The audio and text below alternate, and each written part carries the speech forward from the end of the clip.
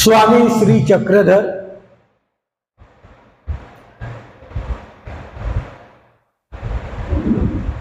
आणि या कलियुगामध्ये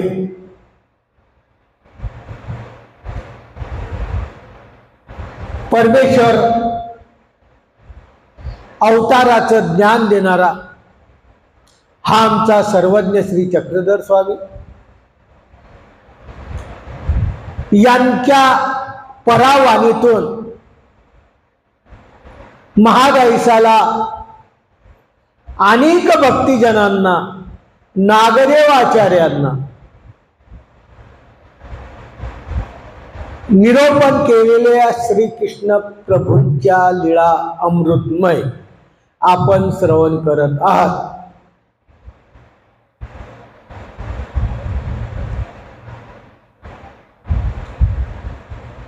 आणि श्रवण करत असताना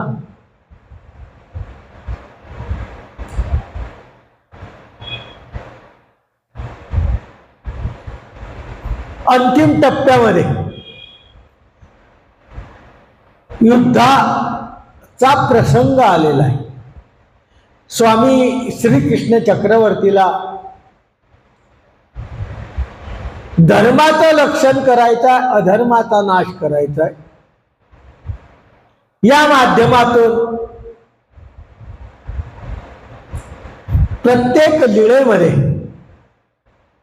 श्रीकृष्ण चक्रवर्तीने केलेली अधर्मासाठी रणनीती आपण श्रवण करताय। काल भीष्म शरपंजरीवर पडला, भीष्म संपला। भीष्म हा 10 दिवस सरसेनापती होता। आता नंबर दुसरा लागला द्रोणाचार्याचा। कौरव पांडवाचा गुरु असलेला द्रोणाचार्य, या द्रोणाचार्याचा सरसेनापती म्हणून निवड झाली। 5 दिवस सरसेनापती हा द्रोणाचार्य होता। 18 दिवस युद्धापैकी 10 दिवस भीष्म होता, 5 दिवस हा होता, 2 दिवस कर्ण होता आणि 1 दिवस शाल्व होता। अशा युद्धाच्या 18 दिवसाचे हे सेनापतीची आपण माहिती श्रवण करतोय। महादैसाने विचारलं स्वामी चक्रधरांना, महादैस सांगते जीजी भीष्मवधीला समजलं आम्हाला, पण द्रोणाचार्याचा वध कसा झाला? महाभारतामध्ये द्रोणाचार्याचा वध कसा झाला? स्वामी श्री चक्रधरांनी कथा सांगायला सुरुवात केली। स्वामी म्हणतात जयद्रथ पडला, वध झाला जयद्रथाचा, आपण ऐकलं। मग श्रीकृष्ण चक्रवर्तीने आता युद्धामध्ये पांडवाच्या बाजूने कोणाला बोलवायचं म्हणून घटोत्कच, कोणाचा पोरगा होता? भीमाचा। भीमाचा पोरगा असलेला घटोत्कच याला त्या ठिकाणी बोलवल्या गेलेला आहे। आठविले म्हणजे आमंत्रण दिलं आणि त्याला सांगितलं, अरे बाबा, आपले पूर्वजांचे वैरी घोरंदर युद्ध करत आहे आणि कौरव सर्वे पांडवाला गिळायचा प्रयत्न करत आहे, त्यामुळे तुला पांडवाच्या बाजूने युद्ध करावं लागेल। भीमाचा मुलगा त्याने काय केलं? भयानक असं रूप धारण केलं घटोत्कचाने, खूप मोठं रूप धारण केलं आणि कौरवाच्या सैन्याला गिळायला सुरुवात केली। कौरवाला हैराण करून सोडलं। 1 योजनभर, 1 योजन 4 मैलाचा होता। 4 मैल म्हणजे 7 किलोमीटर इथून बामणोड पर्यंत. एवढा मोठा त्यांनी तोंडाचा आ केला. त्या घटोत्कचाने एवढा मोठा तोंडाचा काय केला? आ केला. योजनभर मूक पसरवलं आणि डायरेक्ट सैन्य गिरता गिरता दुर्योधनावरच आला. दुर्योधनाला गिरणार. प्रत्येकाला आपला मृत्यू लाडका असतो. मृत्यू मराव कोणाला वाटत नाही. आणि दुर्योधन घाबरला. दुर्योधन कर्णाला म्हणतो, रे हा मलाच खाऊन टाकला तर राज्याचा काय करतो? हा घटोत्कच मलाच खाऊन टाकन. आज पाहे उद्याचे बोलणे, उद्याचा दिवस बघू देणार नाही. तुला काहीतरी करावं लागेल. कर्णाला तो काय म्हणतो, तुला काहीतरी करावं लागेल. आणि जी अर्जुनासाठी शक्ती ठेवलेली होती, या कर्णाने जी एकच शक्ती ठेवलेली होती, पांडवांमध्ये फक्त त्याचा एकच वैरी होता ज्याचं नाव अर्जुन. त्या अर्जुनासाठी जी शक्ती ठेवलेली होती, तेव्हा दुर्योधन म्हणतो, तू सोड बापा ते म्हणे एक कर्णासाठी ठेवली, आपल्या अर्जुनासाठी ठेवली. अरे मी मरून गेल्यावर अर्जुन काय कामाचा? आणि ती शक्ती कर्णाने सोडली आणि घटोत्कच वधला. घटोत्कच संपला. त्या शक्तीच्या माध्यमातून घटोत्कच संपला. पण संपला तर तो आकाशात होता. आकाशामध्ये त्यांनी इतकं मोठं रूप धारण केलं. घटोत्कचाने मरायच्या वेळेस जेव्हा तो कौरवाच्या सैन्यावर पडला ना, तर कितीतरी सैन्य त्याच्या खाली मरून गेलं. असा असलेला घटोत्कच पांडवांच्या बाजूने लढला आणि त्याचाही या ठिकाणी काय झाला? कर्णाच्या माध्यमातून वध झाला. आता द्रोणाचार्याला काय वाटलं, काय करावं म्हणून त्यांनी पूर्वी कोळी लोकाला बाण शिकवलेले होते. धनुष्यबाण, धनुर्विद्या, सप्तकोळी, सप्तक कोळी मागेही आलते. त्या सप्तक कोळ्यांना बाण शिकवलेले होते. त्यांनी काय केलं की आता हा घटोत्कच गेला, आता काय करायचं म्हणून पांडवांचं बळ कमी करण्यासाठी त्यांनी काय केलं, 9 कोटी, किती? 9 कोटी, 9 कोटी सप्तदळ कोळी मागितले, बोलून आणले त्याचे पूर्वीचे. पांडवासोबत युद्ध करा, कौरवासोबत युद्ध करा, कौरवाच्या बाजूने युद्ध करा, पांडवांचा नाश करा, अशा माध्यमातून द्रोणाचार्यांनी. परंतु श्रीकृष्ण चक्रवर्ती आणि अर्जुन त्या ठिकाणी आला आणि अर्जुनाने त्या सप्त कोळ्यांना सुद्धा हरून टाकलं. संपले तेही. आता द्रोणाचार्याचा नंबर आहे. श्रीकृष्ण चक्रवर्ती अर्जुनाला म्हणतात, अरे अर्जुना, द्रोणाचार्य तुझ्याकडून अवध्य, तुझ्याकडून वधल्या जाणार नाही, कारण गुरुच आहे. किती विचित्र स्थिती आहे महाभारताची. एकीकडे शिष्य आहे, एकीकडे गुरु आहे. परंतु बाजू कशाची आहे? अधर्माच्या बाजूने गुरु उभा आहे, धर्माच्या बाजूने शिष्य उभा आहे.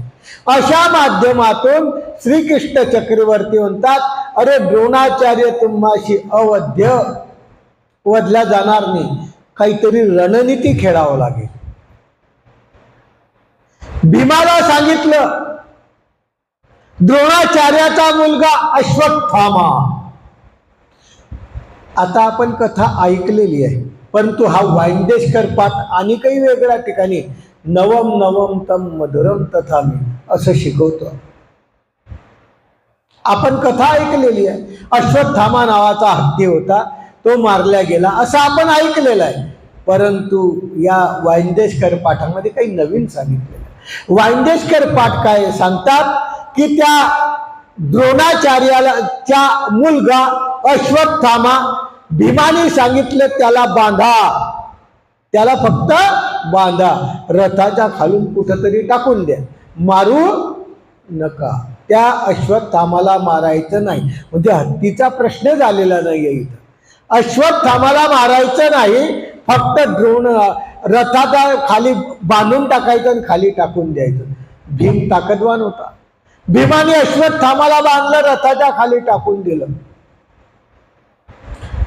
आणि मग इकडे झालं की अश्वत्थामा मेला. अश्वत्थामा मेला म्हणून द्रोणाचार्य शुद्धी करायला लागला की माझा पोरगा मरणार नाही. मग त्यांनी काय केलं, ध्यान केलं. ध्यानाच्या माध्यमातून सर्वीकडे शोधलं, परंतु ज्या बाजूनी श्रीकृष्ण चक्रवर्ती आहे तिथं दिसणारच नाही अश्वत्थामा, त्याला दिसलाच नाही. द्रोण हा विदेही एक शरीर सोडून दुसऱ्या शरीरात प्रवेश करावा अशी विद्या द्रोणाचार्याकडे होती. विद्यावंत होता आणि तो द्रोणाचार्याने आपलं शरीर बाजूला ठेवून दिलं आणि दुसऱ्या शरीरात जाऊन तो काय करतोय, शोधतोय.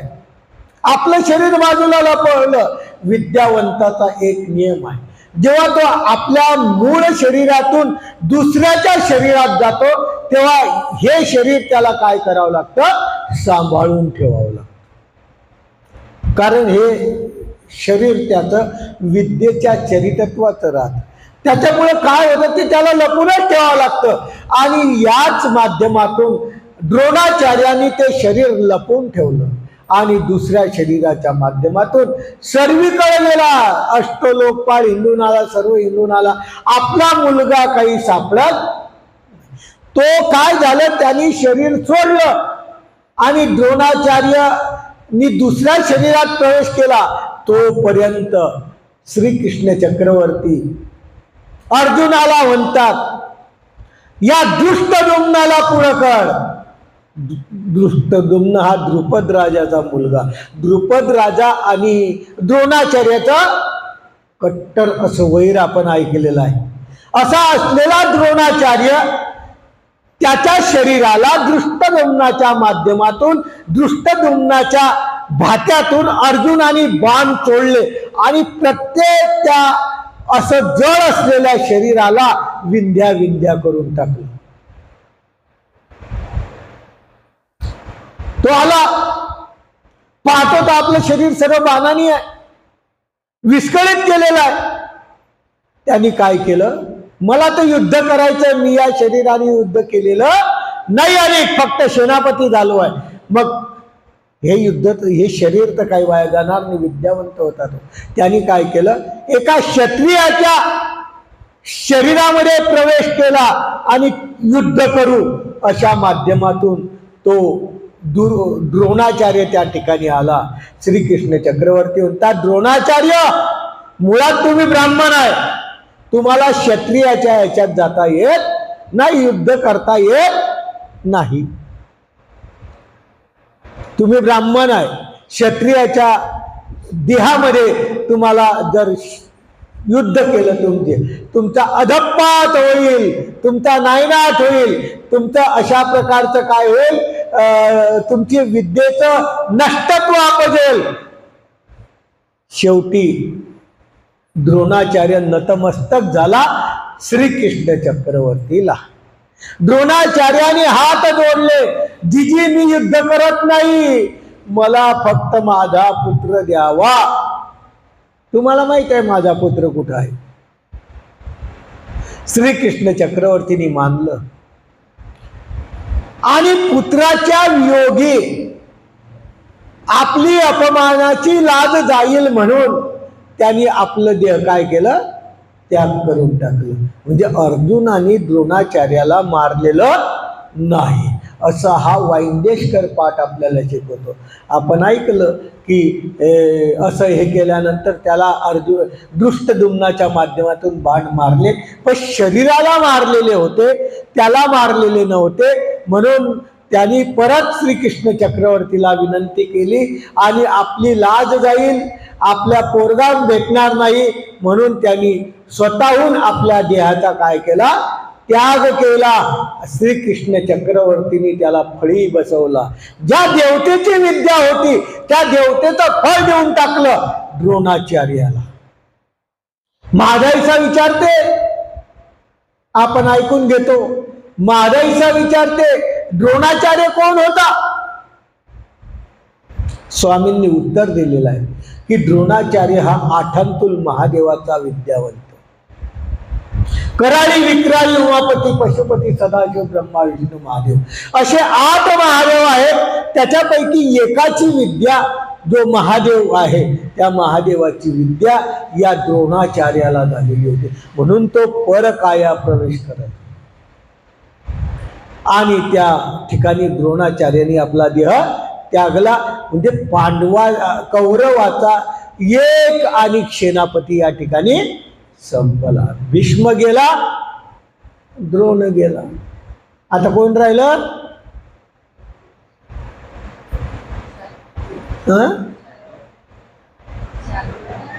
शाल्व तर शेवटी आहे, कर्ण राहिला.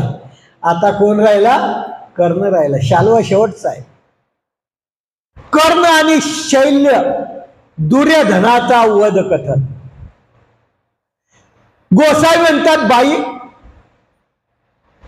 द्रोणाने देहाचा त्याग केल्यानंतर, म्हणजे वधिल्यानंतर लिहिलेला आहे, पण त्याग केल्यानंतर त्यांनी त्याग केला. तो त्या युद्धातून बाजूला आला.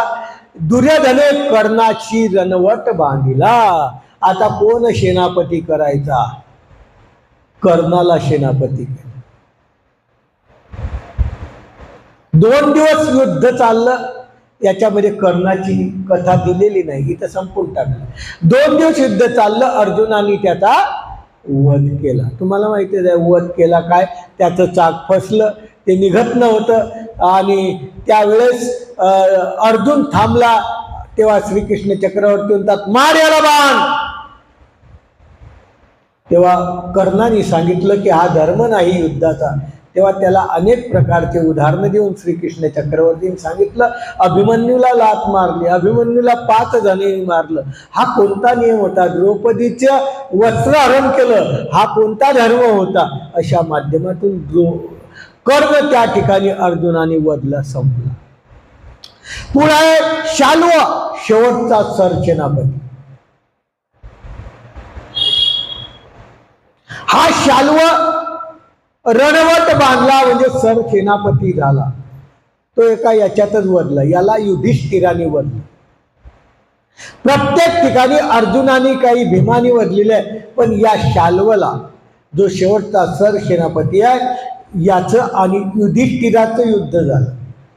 एकच दिवस युद्ध झालं आणि त्या युद्धामध्ये युधिष्ठिराजवळ एक बाण होता, विशेष प्रकारचा बाण. तो बाण युधिष्ठिराने सोडला आणि शाल्वाचा काय केला? वध करून टाकला. आता कौरवाचा जवळ कोण राहिलं?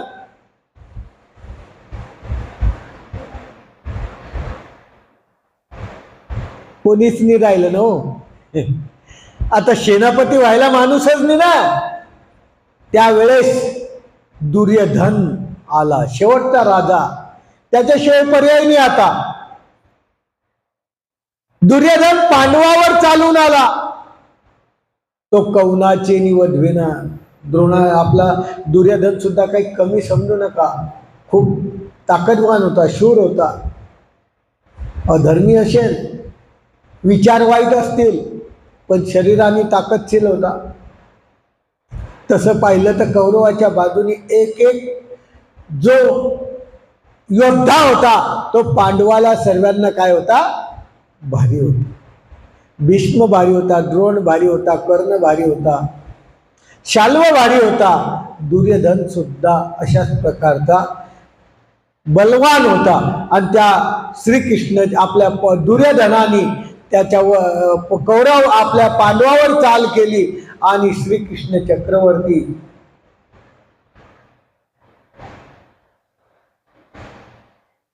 दुर्योधनाच्या आधी एक योद्धा राहिला, त्याच्यावर पाळी आली. नंतर दुर्योधनाने पाचारिले. दुर्योधनाने एका योद्ध्याला शाल्व्याच्या नंतर बोलवलेलं आहे. त्याचं नाव आहे बळीकरण. त्या योद्ध्याचं नाव आहे बळीकरण. हा बळीकरण म्हणजे कर्णाचा मुलगा. कर्णाचा मुलगा बळीकरण हाही कौरवाच्याच बाजूने, कारण बाप कोणाच्या बाजूने होता? कौरवाच्या बाजूने. हाही कौरवाच्या बाजूने, हाही शूरवीर होता. या बळीकरणाने युद्ध सुरुवात केलं. याचा नाश कोणीच करू शकत नव्हता. त्यावेळेस श्रीकृष्ण चक्रवर्तींनी कराळे रूप दाखविले. भयंकर असं खतरनाक विश्वरूपासारखं महाभयानक असलेलं रूप त्या बळीला दाखवलं आणि त्याचा काय केला? वध केला. म्हणजे श्रीकृष्ण चक्रवर्तींनी त्याचा वध केला. पांडवाकडून तो मेला नसता. मोठ्या भावाचा पोरगा होता. मोठा भाऊ ताकदवान होता तर पोरगाही राहणारच. अशा माध्यमातून तो बळीकरण, कर्णाच्या मुलाचं नाव बळीकरण आहे, लक्षात ठेवा. कदाचित पुढं आला तर विचारू शकतो, आपण बी सांगूच शकता, त्याचा काही वाद नाही. म्हणून कर्णाचा मुलगा या ठिकाणी संपला.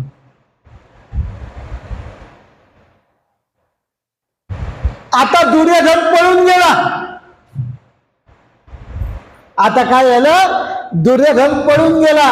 त्याला माहित आहे की आता काही कोणी आपलं खरं नाही. त्यावेळेस आता पांडवांचा नाश, विजय होणार, कौरवांचा नाश होणार. अशा वेळेस काय केलं? धृतराष्ट्र दोन्ही डोळ्यांनी आंधळे. तुम्हाला माहिती आहे का, आंधळे माणसं राहतात ना, आंधळा तर आंधळा गाव खरी चरत नाही, अशी एक म्हण आहे. असा असलेला हा धृतराष्ट्र, त्याच्या समोर सर्व मुलांचा नाश झालेला आहे, त्याच्या समोर सर्व योद्ध्यांचा नाश झालेला आहे. या धृतराष्ट्रा अंतःकरणामध्ये खूप मोठा द्वेष निर्माण झालेला आहे. आणि द्वेष निर्माण झाल्यामुळं त्यांनी काय केलं? माझा मुलगा म्हणजे भीम, याला मला भेटायचा आहे, याला मला भेटायचा, विजयी झाला, मला त्याला भेटायचं आहे. भीमाला वाटला, आनंद वाटला की आपला मोठा बापा आपल्याला भेटतो आहे. हात जायला निघाला. श्रीकृष्ण चक्रवर्तीने थांबवलं, तुझं काम नाही आहे. श्रीकृष्ण चक्रवर्तीने काय केलं? भीमा सारखंच लोखंडी पुतळा भीम म्हणून त्याच्या समोर उभा केला. प्रत्येक ठिकाणी परमेश्वराची साथ आहे, म्हणून प्रत्येक ठिकाणी धर्माचा विजय होतो आहे. पांडवाचा विजय होतो असं म्हणणार मी. प्रत्येक ठिकाणी कशाचा विजय आहे? धर्माचा विजय, अधर्माचा नाश. आणि त्या मोठ्या लोहाचा भीम आमच्या श्रीकृष्ण चक्रवर्तीने धृतराष्ट्रासमोर ठेवला. धृतराष्ट्र बी खूप ताकदवान माणूस, फक्त डोळ्यांनी गेलेला होता. आणि डोळ्याने गेलेला माणूस तो, आणि काय केलं? त्याला काही समजलं नाही, दिसलं नाही. त्याच्यामुळे त्यांनी काय केलं? त्या भीमाला भीम म्हणून काय केली? मिठी मारली. इतक्या जोरात मिठी मारली की त्या लोखंडाचा बारीक भुगा होऊन गेला. लोखंडाचा बारीक. तुमच्याकडून कांदा फुटत नाही हो. कांदा फोडायचा म्हटला तर विचार करतो आपण, फुटतो का? चाकू लागतो. आणि याने अशी मिठी मारली, इतकं भारी असलेलं लोखंड त्याचा काय केला? लोहाचा जो भीमसेन होता त्याचा काय केला? पूर्णपणे चूर्ण करून टाकलं. इथंही श्रीकृष्ण चक्रवर्तीने कोणाला वाचवलं? धर्माला वाचवलं. धर्माचा विजय या ठिकाणी केला. अशा प्रकारचं श्रीकृष्ण चक्रवर्तींनी त्या ठिकाणी विज्ञान प्रवर्त केलं आणि अशा माध्यमातून ते कथा सांगितलेली आहे. आणि दुर्योधन त्या ठिकाणी पळालेला आहे. दुर्योधन पळाला वाचायसाठी आपण कुरुक्षेत्र पाहिलं. कुरुक्षेत्राला एक तलाव आहे ज्या ठिकाणी हा दुर्योधन लपलेला होता. त्याच ठिकाणी गदा युद्ध झालेलं आहे. त्या ठिकाणी तो लपून बसला. लपून बसल्यानंतर त्यांनी काय केलं? अश्वत्थामाला पाठवलं. दुःशासन राहिला. तो लपून बसला, दुःशासन राहिला. दुःशासनाला भीमाने पकडलं. हे दोनच खतरनाक होते पांडवांमध्ये, दुर्योधन आणि दुःशासन. दुःशासनाला भीमाने पकडलं. हा रे म्हणे द्रौपदीच्या साडीला हात लावला होता ना, तू तोच आहे ना म्हणे, तू दुःशासन आहे तो. त्याच्या उरावर त्याने काय केलं, पाय ठेवला. उरावर जसा पाय ठेवला, छातीच फोडली हो. त्या दुःशासनाची छाती फोडली आणि त्या हृदयातलं रक्त पिऊन घेतलं. असा असलेला भीम, आणि ते थोडस रक्त त्या द्रौपदीने आपल्या केसाला लावलं. अशा माध्यमातून एका क्षणार्धात भीमाने दुःशासनाचा वध केला. बाहेर पडले. अरे या रणामध्ये, युद्धामध्ये आम्ही इच्छा, दुःशासन तुझ्यामध्ये ताकद असली तर काय करायचं कर, तू तर आता गाय झाला रे, गायीसारखा पडलाय तू. अशा प्रकारचा भीमसेन त्या दुःशासनाला म्हणतोय, सोडवा रे याला, कोणी सोडवा, हा मरायला लागलाय, कोण सोडवणार, कोणी नाहीच राहिलं. सर्व विनाश काले विपरीत बुद्धी. जेव्हा विनाश होतो तेव्हा विपरीत बुद्धी होते आणि संपूर्ण नाश होतो. अशा माध्यमातून दुःशासन या ठिकाणी संपला आणि अर्जुन त्या ठिकाणून जोरात ओरडत गेला की अशा प्रकारचा दुःशासन, त्या दुःशासनाचा वध आम्ही आवेशून बोलला की असा हा दुःशासन, त्याला मी वधून टाक. महागाईचा विचारते स्वामी चक्रहांना, जी दुर्योधने काही केले, एवढं मोठं त्यांचं हे झालं, काय केलं दुर्योधनाने? स्वामी म्हणतात रणभूमी समस्त कौरव भीमसेनानीवरले 101 कौरव कोणी मारले, एकट्या भीमानी मारले. कोण होता भीम? कोण होता? कोणीच नव्हता. कोण होता भीम?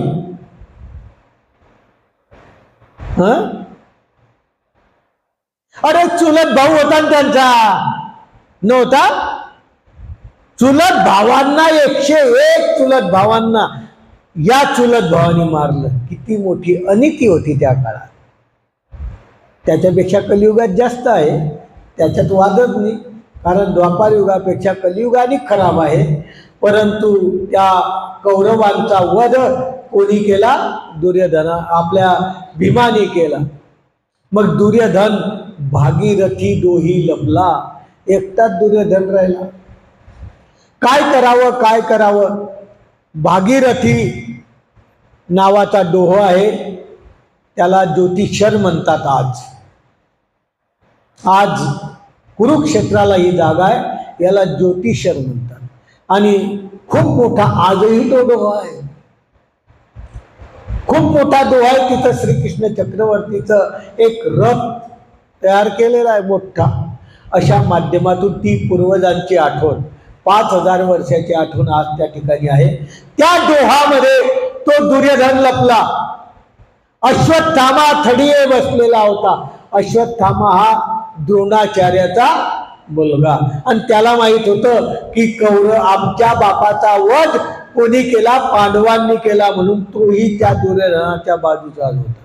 अश्वत्थामा त्या डोहाच्या थडीला बसलेला होता. श्रीकृष्ण चक्रवर्ती भीमासोबत त्या ठिकाणी आले. अरे भीमा, दुर्योधनाला हाका मार, तो खाली लपलेला आहे, दुर्योधनाला हाका मार. तो हाका मारतो. भीमसेनानी 4-5 वेळा त्याला आवाज दिले. शेवटी तो डोहाच्या बाहेर आला आणि त्यांचं गदा युद्ध झालं. तोही तुम्हाला माहित आहे, येईल पुढं, तोही वज्राचा होता. त्याला कुठेही गदा मारली तर लागत नव्हती. दुर्योधनाला. भीमानी पार लापट झाला, इकून मार तिकून मार, काही वदेना.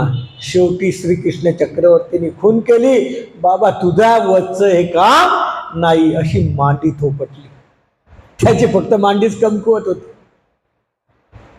आणि भीमाला कळालं, अरे आता कुठं गदा मारायची. वास्तविक नियम असा आहे गदा युद्धाचा की मांडीवर गदा मारू नये, असा युद्धाचा नियम होता. परंतु सर्व नियम प्रत्येकाने काय केले, धाब्यावर ठेवून दिले. त्यामुळे श्रीकृष्ण चक्रवर्तीला अधर्माचा नाश करायसाठी यांनी सुद्धा नियम काय केले, धाब्यावर ठेवले. आणि अशा माध्यमातून त्यांनी खुणवल्या, श्रीकृष्ण चक्रवर्तीने खुणवल्या गदा घेतली आणि मांडीवर मारली. आणि तसा मांडीवर मारतात तो दुर्योधन जमीनवर सपाट तरफळतो आहे. वारला नाही, तरफळायला लागला. खूप जोरात गदा लागलेली आहे आणि तरफळायला लागला. अशा प्रकारचा भीमाने सुद्धा द्रोणाचार्य आपल्या दुर्योधनाला असं जर्जर केलेलं आहे. पुढे कौरव निर्वाणी उत्तर कथा प्रसंगे युधिष्ठिर राज्य प्रदान कथन. महान ऐसा विचारते जी कौरवाचा संवार झाला, पांडवांनी काय केलं. बरोबर आहे ना. आता तिथं मी महादाईसाचं उत्तर आपल्याला माहित नाही. आपल्याला माहित आहे की युद्ध केलं, राज्यासाठी केलं. मग पांडवांनी काय केलं. गोसावी म्हणतात बाई 18 दिवस बळीभद्र कुठे गेला होता, तीर्थयात्रेला. ब्राह्मण हत्याग्नी आहे. आणि तेव्हा युद्ध सुरू झालेलं होतं. आणि तो कोणाच्या बाजूने होता, कौरवाच्या बाजूने होता. तो बळीभद्र आज 18वा दिवस दुर्योधनाचा वध आणि 18वा दिवस बळीभद्र येण्याचा. श्रीकृष्ण चक्रवर्ती हुशार, अरे दिवस मोठा करा, सूर्याला आज्ञा केली. दुर्योधन वधेपर्यंत, जोपर्यंत दुर्योधनाचा वध होत नाही तोपर्यंत दिवस मावळला नाही पाहिजे. पृथ्वीला आज्ञा केली, तो येतो आहे बळीभद्र, पण तू असं कर की खूप मोठा लंबा रस्ता कर. जिथं 2 कोसाचा असेल त्या ठिकाणी 50 कोसाचा कर, म्हणजे त्याला यायला काय लागल. तो जर आला असता नेमका त्या युद्धाच्या वेळेस तर दुर्योधन नसता मेला. कारण तो दुर्योधन हा बळीभद्राचा शिष्य होता. गदा युद्ध बळीभद्राने दुर्योधनाला शिकवलेलं होतं. म्हणून गुरुला शिष्याचा अभिमान असतो. आणि त्या माध्यमातून बळीभद्र येण्याच्या आधी दुर्योधनाचा वध करायचा होता. म्हणून या पृथ्वीचा मालक दिवसाला रात्र करतो, रात्रीला दिवस करतो. आहे का नाही. जयद्रथाच्या वेळेस तसंच केलं, आताही तसंच केलं. हा आता दिवस मोठा केला, त्यावेळेस दिवस लहान केला. याचा करणारा फक्त या पृथ्वीवर एकटा एकुलएक परमेश्वर आहे. आणि त्या परमेश्वराने बळीभद्रासाठी असा मार्ग वाढवला. बळीभद्र चालतो आहे, रस्ता सापडत नाही आहे, जातो आहे. एरीकडे भीमसेनाने दुर्योधनाला काय केलं, वधून टाकलं. परंतु त्याचा प्राण काही जाईना.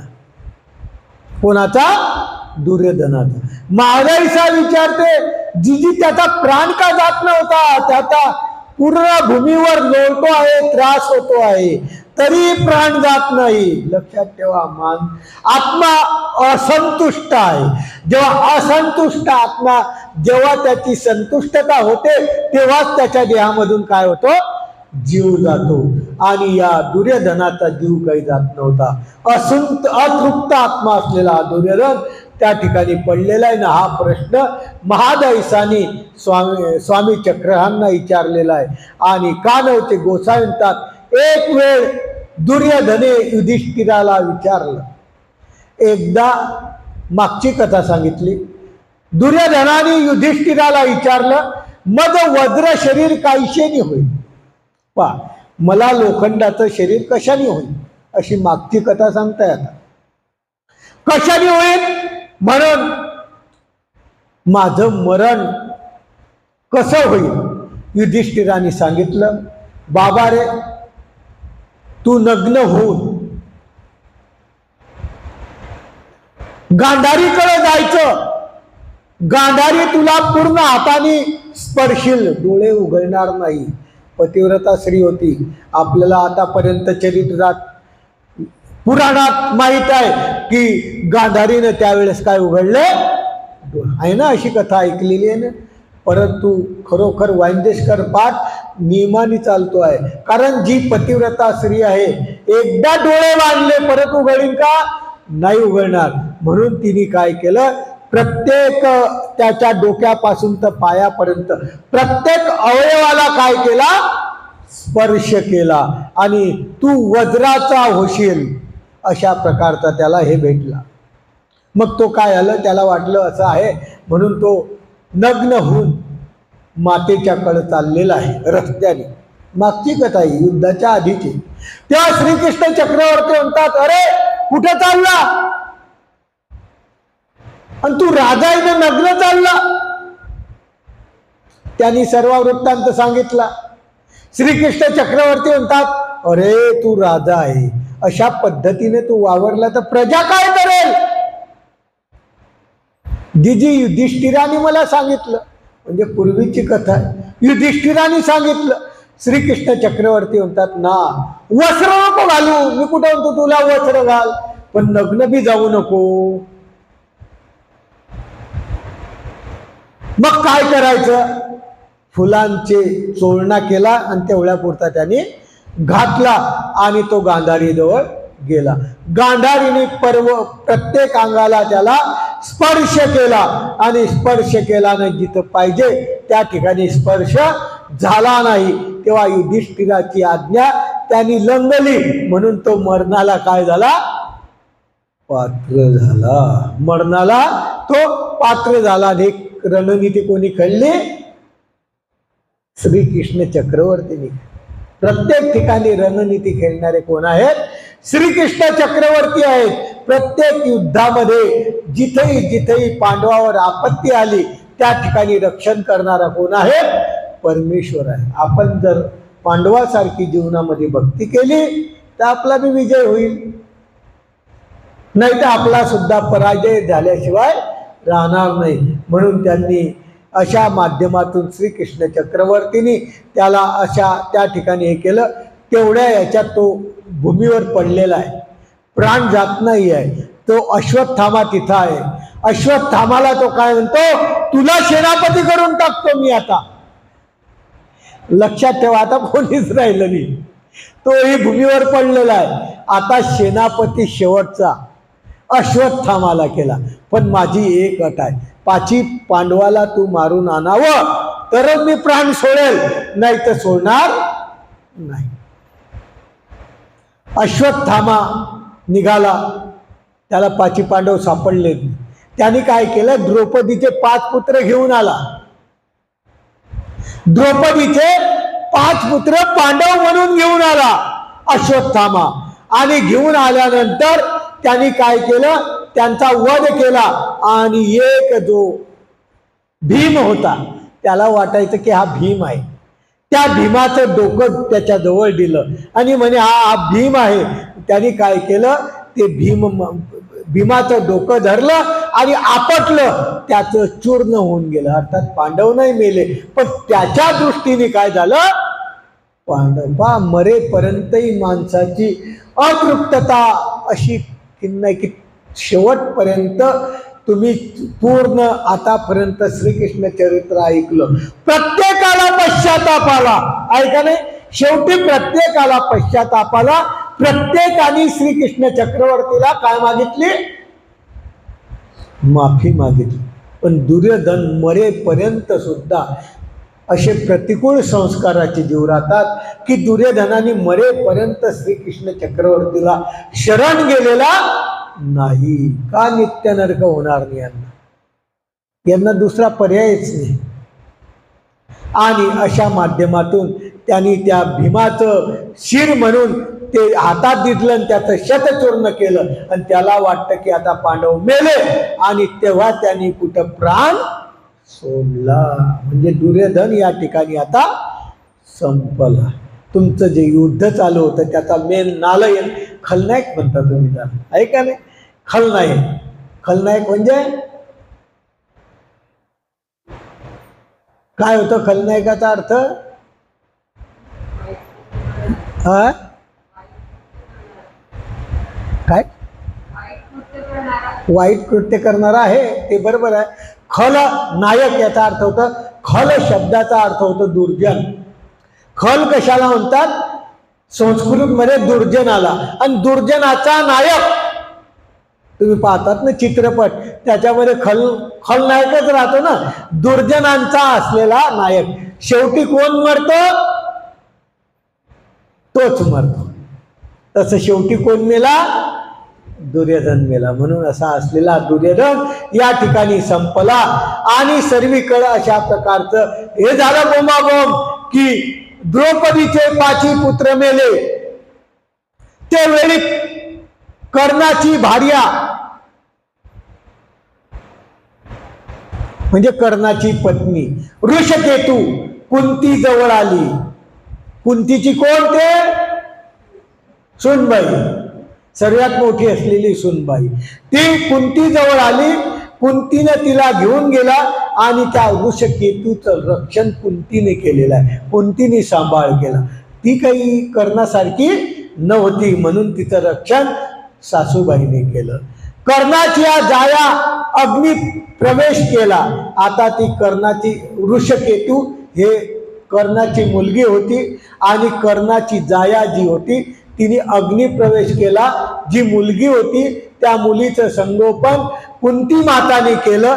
अशा माध्यमातून ते आपण कथा ऐकताय.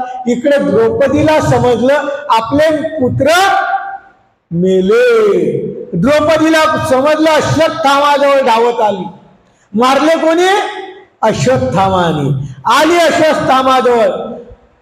अश्वत्थामा जवळ आली. सर्व कौरव रणांगणात पडलेले आहे.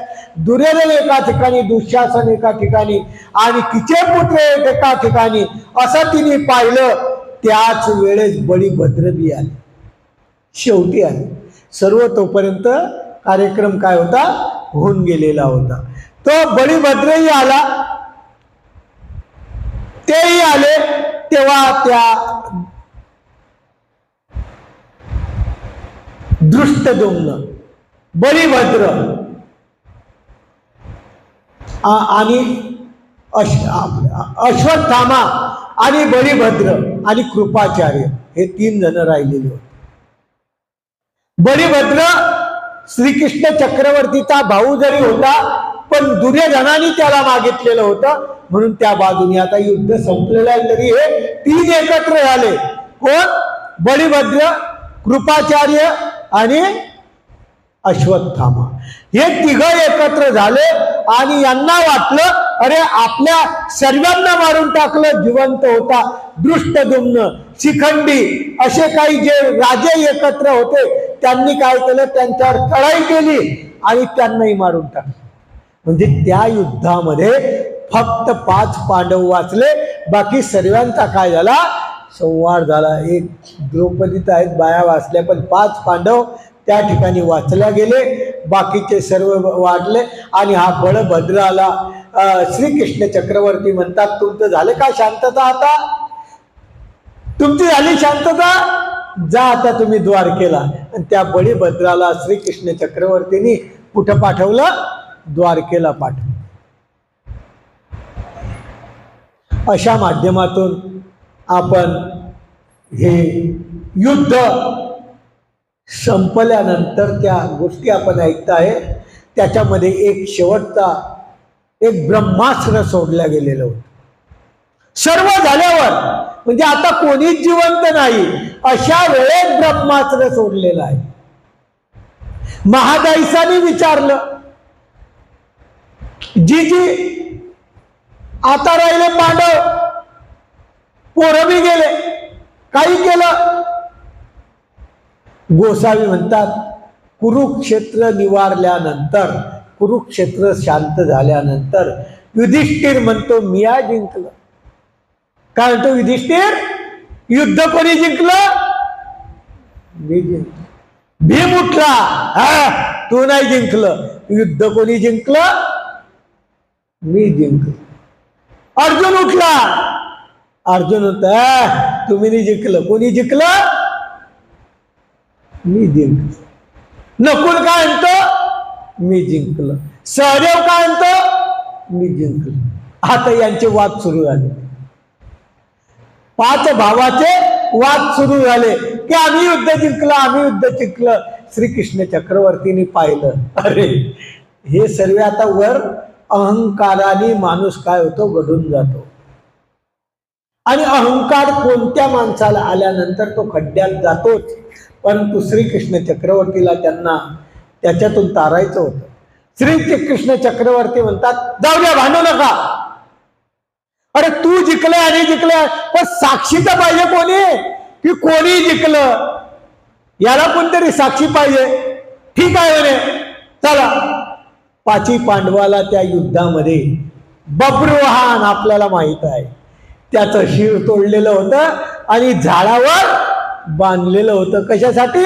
युद्ध पाहण्यासाठी. त्या बब्रुवाहन तोपर्यंत जिवंतच होता, फक्त शिरच होतं.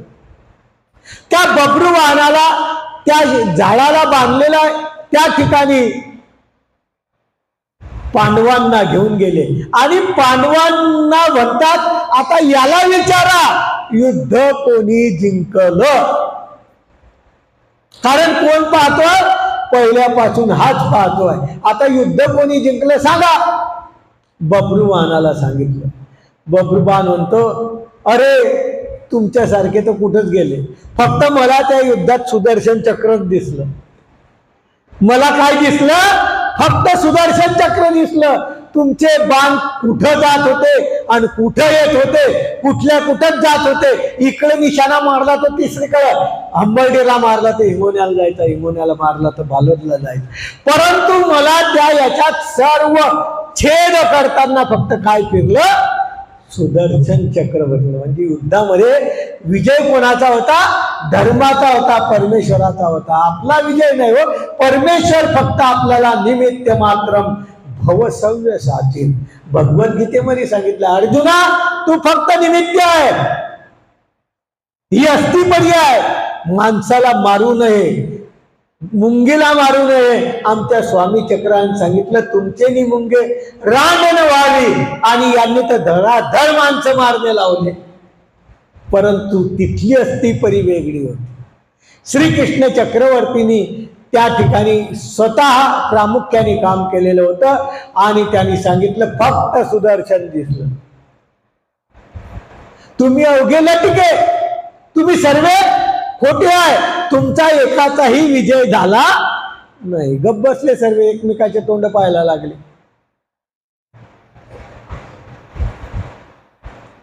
आणि त्यावेळेस बब्रूचा प्राण गेला असं सांगितलं खरं. आणि तेव्हा तो बब्रू संपला, तेव्हाचा तो आता संपला. अशा प्रकारचा मग पांडवांनी कौरवाचा अंत्यसंस्कार केला. कोणी केला?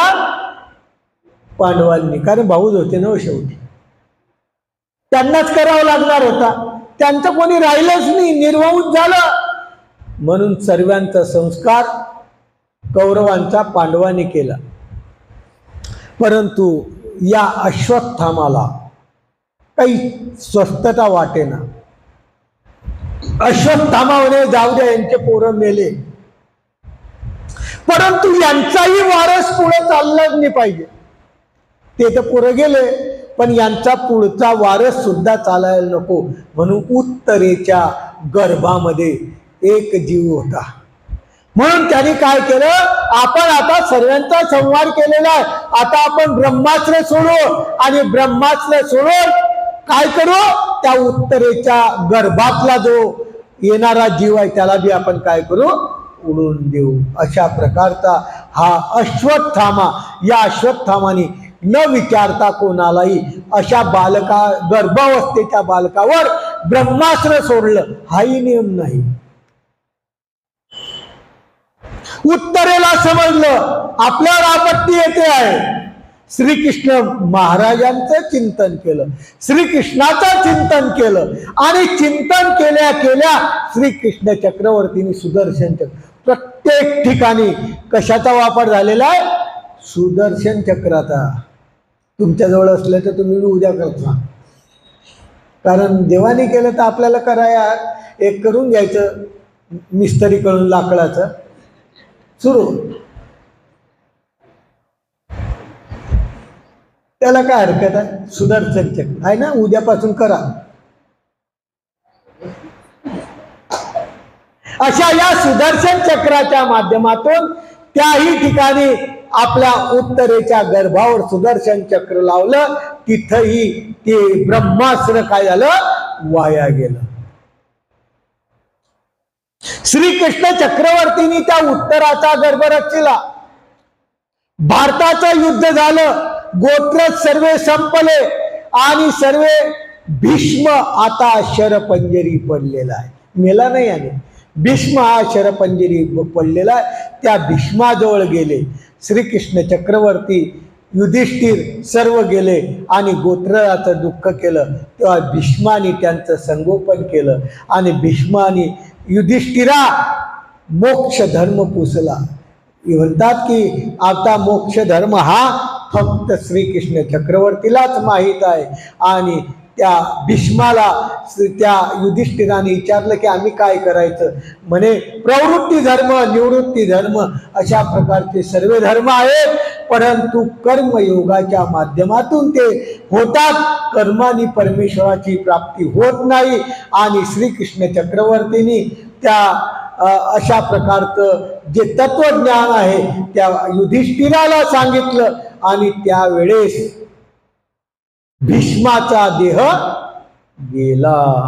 पांडवांनी त्याचा संस्कार केला. युधिष्ठिराचं दुःख या ठिकाणी विशेष प्रकारचं काय आलं? नाहीस झालं. अशा माध्यमातून आज भीष्मही संपला.